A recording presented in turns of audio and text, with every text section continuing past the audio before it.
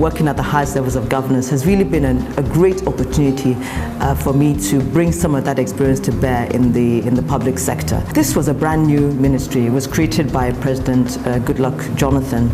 And it was created with the realization then, when this administration was being established, that the ICT sector really has a very important role to play in the development of this country. It is really a central pillar to President Jonathan's administration agenda. First of all, we've introduced 3 new major policies which we believe will change the face of the ICT sector. The first policy was the ICT policy. So we always had IT policies, we had the telecoms policy, but because the industry has converged, you can't really separate technology from communications, we actually came up with the first ever ICT policy that really sets the agenda for government when it comes to the ICT sector. The second policy that we rolled out in this administration was a broadband policy. And that was because Nigerians are agitating for fast internet. We need to have this connectivity. We need to be connected to the rest of the world. And the connectivity we have in this country really is not at par with developed economies, or it's not at par with even what we desire. And while it is true that the telcos, the ICT infrastructure providers were building out this infrastructure, they were doing it really on their own terms and at their own pace. What we did was to actually bring the whole industry together to say, look, this is what we need to do in terms of broadband.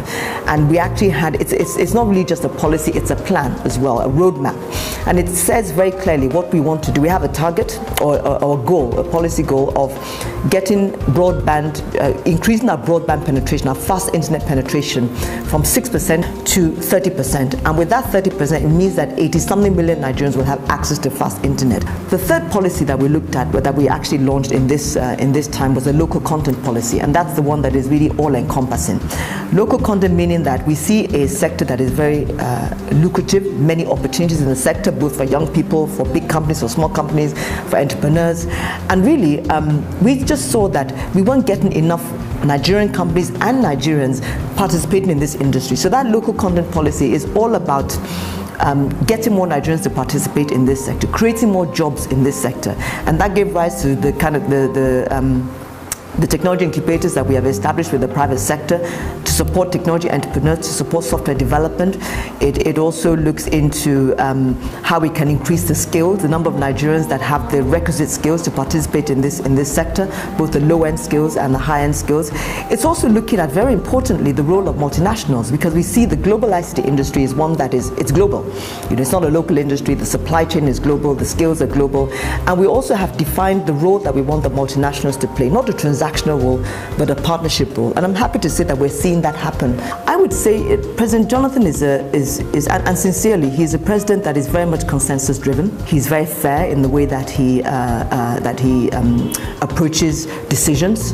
He's actually very funny as well.